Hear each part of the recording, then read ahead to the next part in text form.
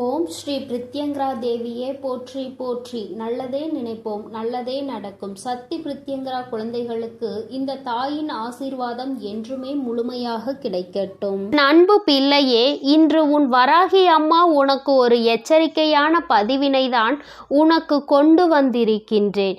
என் தங்கமே, எச்சரிக்கையான பதிவு என்றவுடன் என் குழந்தை நீ பயம் கொள்ள வேண்டாம். நான் சொல்ல வந்த விஷயம் என்னவென்பதை நீ முழுமையாக கேட்டு தெரிந்து கொள்வாய். ஆனால் நிச்சயமாக இனி ஒருபொழுதும் உன் வாழ்க்கையில் கஷ்டம் என்ற ஒன்று தொடராது. என் பிள்ளையே, உன்னுடைய இல்லத்திற்குள் ஒருவர் அடிக்கடி நுழைந்து கொண்டிருக்கின்றார்கள். என் தங்கமே, அவர்கள் உன்னுடைய இல்லத்திற்குள் நுழைவதற்கான முயற்சிகள் அதிகமாக எடுப்பதில்லை. ஏனென்றால் மிகவும் எளிதாகவே உன்னுடைய இல்லத்திற்குள் நுழைந்து விடுவார்கள். அவர்களுக்கான அனுமதியை அவர் பெற்றிருக்கிறார். அதே நேரத்தில் அவர் அங்கிருந்து ஒரு பொருளை எடுப்பதற்கான முயற்சிகளை தான் அதிகமாக செய்து கொண்டிருக்கின்றார். ஏறக்குறைய அந்த முயற்சிகள் பாதி வெற்றியையும் பெற்றுவிட்டது என்றுதான் சொல்ல முடியும். ஏனென்றால் நீ இப்பொழுது பிரச்சனையில் இருக்கின்றாய். அப்படியானால் அவர் ஏற்கனவே அங்கு பாதி காரியத்தை சாதித்து விட்டார் என்பதுதானே உண்மை என் குழந்தையே. ஏனென்றால் உன்னுடைய இல்லத்தில் இருந்து எடுக்க வேண்டும் என்று நினைக்கின்ற அந்த பொருள் நல்ல விஷயத்திற்காக அவர் எடுக்க நினைக்கவில்லை. மாறாக இதன் மூலமாக உனக்கு ஏதோ ஒரு கெடுதலை அதிகமாக செய்ய முயற்சி செய்து கொண்டிருக்கிறார் என்பதுதான் உண்மை. என் தங்கமே, நான் இன்று உனக்கு அவர் யார் என்றும் அவர் எடுக்க நினைக்கின்ற பொருள் என்னவென்றும் அதனால் உன் வாழ்க்கையில் என்ன நடந்தது என்றும் அம்மா தெளிவாக சொல்லிவிடுகின்றேன். என் தங்கமே, ஒவ்வொரு நாளும் உன்னுடைய வாழ்க்கையில் பிரச்சனைகள் அதிகமாகிக் கொண்டே இருக்கின்றது. நீயோ இந்த பிரச்சனைகள் சரியாகிவிடும், நாளை சரியாகிவிடும் என்று எதிர்நோக்கி நின்று கொண்டிருக்கின்ற நேரத்தில் பிரச்சனைகள் பெரிதாகிக் கொண்டே செல்கின்றதே தவிர ஒரு நாளும் பிரச்சனைகள் குறைந்த பாடில்லை என் பிள்ளை. அதனால் இந்த பிரச்சனையில் இருந்து மீண்டு வர தெரியாமல் தவித்து நின்றாய். எப்படி இனி இந்த நாட்கள் முழுவதும் நம் வாழ்க்கை செல்லும்? வீட்டில் ஒற்றுமை இல்லையே, குடும்பத்தில் ஒருவருக்கொருவர் புரிதல் இல்லையே, என் நேரமும் சண்டை சச்சரவுகளுமாக இருப்பதனால் அக்கம் பக்கத்தில் உள்ளவர்கள் நம்மை வேடிக்கை பொருளாக அல்லவா பார்த்து கொண்டிருக்கின்றார்கள். நாம் கட்டுப்பாடாக இருக்க நினைத்தாலும் நம்மோடு இருக்கின்றவர்கள் அதை சொன்னாலும் புரிந்து கொள்வதில்லை என்று என் குழந்தை மனம் வேதனை அடைகின்றாய். என் தங்கமே, இதில் உன்னுடைய தவறு மிகப்பெரிய பங்கினை வகிக்கின்றது. என் தங்கமே, நீ நினைக்கலாம், நான் என்ன தவறு செய்தேன், குடும்பம் ஒற்றுமையாக இருக்க வேண்டும் என்றுதானே நினைக்கிறேன் என்று.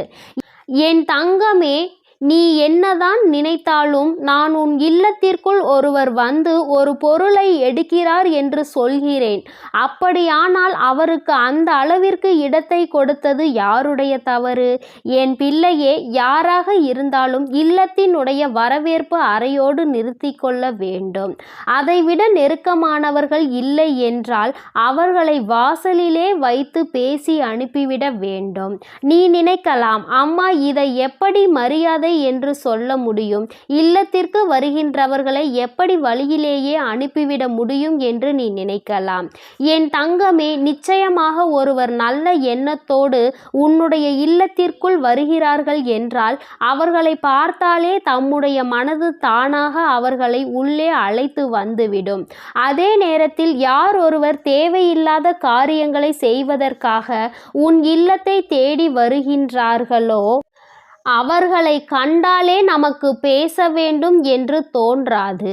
நீயே அவர்கள் எப்பொழுது செல்வார்கள் என்ற நிலையில்தான் உன் மனதிற்குள் தோன்ற ஆரம்பிக்கும். அப்பேற்பட்ட மனநிலை யார் ஒருவர் உன் இல்லத்திற்கு வரும்பொழுது உனக்கு தோன்றுகிறதோ அவர்களை தான் நீ மரியாதை என்று சொல்லி இல்லத்திற்குள் அழைத்து வராமல் அப்படியே அவர்களை திருப்பி அனுப்பிவிட வேண்டும் என்று உன் அம்மா சொல்கின்றேன். என் பிள்ளையே, இல்லத்தில் உள்ள எல்லா அறைகளையும் சென்று ஒருவர் நோட்டமிடுகிறார் என்றால் நிச்சயமாக அவரின் எண்ணங்கள் சரியில்லை என்று அர்த்தம். அடுத்தவர்களின் இல்லத்தை நோட்டம் பார்ப்பதில் அவர்களுக்கு அப்படி என்ன ஆனந்தம் கிடைத்துவிட போகின்றது? என் பிள்ளையே, அப்படி ஒரு ஆனந்தத்தை அவர்கள் அனுபவிக்க வேண்டும் என்று நினைக்கிறார்கள் என்றால் அவர்களின் எண்ணத்தில் ஏதோ ஒரு தவறு இருக்கிறது என்பதை நீ உடனடியாக புரிந்து கொள்ள வேண்டும் அல்லவா?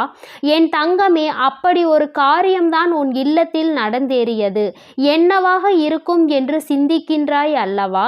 என் தங்கமே, ஒருவர் மிகவும் நெருக்கமாக உன் குடும்பத்திற்குள் அடிக்கடி வந்து செல்கின்றார். அவர் உன்னுடைய உறவு என்று கூட சொல்லலாம். வருவதோடு மட்டுமல்லாமல் தேவையில்லாத குழப்பங்களை குடும்பத்திற்குள் ஏற்படுத்த முயற்சி செய்கின்றார்கள். வாழ்க்கை துணையாக இருந்தாலும் உடன் பிறந்த உறவாக இருந்தாலும் சரி, அவர்கள் உன்னுடைய எண்ணங்களில் தீய விஷயங்களை விதைக்கின்றார்கள். அதாவது அவர் உன்னுடைய இல்லத்தில் இருந்து எடுக்க நினைக்கின்ற பொருள் என்ன தெரியுமா? அது உன் குடும்பத்தில் இருக்கின்ற சந்தோஷம். ஏற்கனவே சந்தோஷம் இல்லாமல் தவிக்கின்ற என் பிள்ளை, உன் குடும்பத்தில் இருக்கின்ற கொஞ்ச நஞ்ச சந்தோஷத்தையும் அவர் எடுத்துவிட முயற்சி செய்து கொண்டிருக்கின்றார். இது ஒரு நாள் இரு நாள் முயற்சி கிடையாது, பல நாள் முயற்சி, பல நாள் திட்டமிடுதல். அவர்களின் திட்டத்தை உன்னுடைய இல்லத்தில் செயல்படுத்த முயற்சி செய்கின்றார்கள். ஒருவரிடத்தில் ஒருவரை பற்றி தவறாக பேசுவதும் தேவையில்லாத எதிர்மறை எண்ணங்களை ஒருவர் மனதிற்குள் புகுத்துவதுமாக அவர்கள் இருந்து கொண்டிருக்கின்றார்கள். இதனால் அவர்கள் வாழ்க்கையில் என்ன நடக்கும் என்பதை பற்றியெல்லாம் அவர்களுக்கு கவலை இல்லை. அவர்களுக்கு தேவை நீ சந்தோஷமாக இருந்துவிடக் கூடாது. உன் குடும்பத்தின் சந்தோஷத்தை கெடுப்பதற்காகவே அங்கே அவர் திட்டம் போட்டுக்கொண்டு இருக்கின்றார்கள். இவர்களை முதலில் நீ உன் இல்லத்திற்குள் அனுமதிப்பதை நிறுத்திவிடு. உனக்கு எல்லாம் தெரியும் என்பதை நீ வெளிக்காட்டுவதை விட அவர்களை விட்டு ஒதுங்கி இருந்தாலே அதை அவர்கள் தானாகவே புரிந்து கொள்வார்கள்.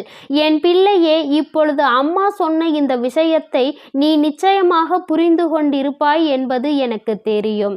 நான் இந்த விஷயத்தை சொல்லும் பொழுது உன் மனது பதைக்கிறது அல்லவா? நம்முடைய இல்லத்திற்குள் வந்தது இது போன்ற செயல்களை எல்லாம் செய்ய நினைப்பதற்கு எப்படி இவர்களுக்கு மனது வருகிறது? அவர்கள் குடும்பத்தில் உள்ள காரியங்களை பார்ப்பதை விட்டுவிட்டு மற்றவர்களின் குடும்பத்தில் என்ன நடக்கிறது என்று பார்க்கிறார்களே, இதுவெல்லாம் மனித தன்மையா என்று என் பிள்ளை நீ நினைக்கின்றாய் அல்லவா? என் தங்கமே, நிச்சயமாக இதற்கு என்ன செய்ய வேண்டும் தெரியுமா? என்னுடைய பிள்ளையே, உன்னுடைய வாழ்க்கையில் இது போன்று நடக்கின்ற விஷயங்களில் நீ அதனை தடுத்து நிறுத்த வேண்டும் என்றால் முதலில் உன் இல்லத்திற்குள் வருபவர்கள் இல்லத்திற்குள் நுழைந்த உடனேயே அவர்களின் மனநிலையில் மாற்றம் வந்துவிட வேண்டும். இவர்களுக்கு நாம் எந்த துரோகத்தையும் செய்துவிடக் கூடாது என்று. அதற்கு முதலில் என் குழந்தை, உன் இல்லத்திற்கு யார் வந்தாலும் அவர்களுக்கு முதலில் அருந்துவதற்கு நீ நீர் கொடுக்க வேண்டும். தண்ணீர் குடிக்கும் பொழுதே அவர்கள் மனதிற்குள் இருக்கும் எண்ணங்கள் எல்லாம் அப்படியே அந்த நீரோடு குளிர்ந்து ஓடிவிடும். அது மட்டும் அல்லாமல் உன்னுடைய இல்லத்தில் வரவேற்பு அறையில் ஒரு அகல் விளக்கு எடுத்துக்கொண்டு அதனுள் கல் உப்பினை பரப்பி எப்பொழுதுமே வைத்துக்கொள். அது யார் உன்னுடைய இல்லத்திற்குள் எதிர்மறை எண்ணங்களோடு கெடுதல் செய்ய வேண்டும் என்ற எண்ணத்தோடு வந்தாலும் அவர்களின் அந்த எண்ணங்களை உள்வாங்கிக் கொண்டு அவர்களுக்கு நேர்மறை எண்ணங்களை கொடுக்கும். கல் உப்பிற்கு அத்தனை பெரிய சக்தி இருக்கிறது. எதிர்மறை ஆற்றல்களை எல்லாம் இழுக்கக்கூடிய தன்மை அதற்கு அதிகம். அதனால் என் பிள்ளையே, இதை செய்து பார்த்து நிச்சயமாக உன்னுடைய வாழ்க்கையில் நல்ல மாற்றங்களை நீ அனுபவிக்க வேண்டும். அடுத்தவர்களால் இனி எந்த பிரச்சனையும் உன் குடும்பத்திற்குள் இருக்காது. அடுத்தவர்களின் தலையீடு இல்லை என்றாலே பாதி பிரச்சனைகள் உனக்கு தீர்ந்துவிடும் அல்லவா? அம்மா சொல்வதை தொடர்ந்து செய்து உன்னுடைய வாழ்க்கையில் இது போன்று தேவையில்லாத மனிதர்களினுடைய சவகாசத்தை எல்லாம் நீ குறைத்துக்கொள். இனி என்றுமே உனக்கு நிம்மதி நிலைத்து இருக்கும். என் அன்பு பிள்ளைக்கு இந்த வராகியானவளினுடைய ஆசீர்வாதங்கள் எப்பொழுதும் முழுமையாக கிடைக்கும். என் அன்பு குழந்தைக்கு இந்த சக்தி பிரித்யங்கராவின் அன்பும் ஆசீர்வாதமும் முழுவதுமாக கிடைக்கும்.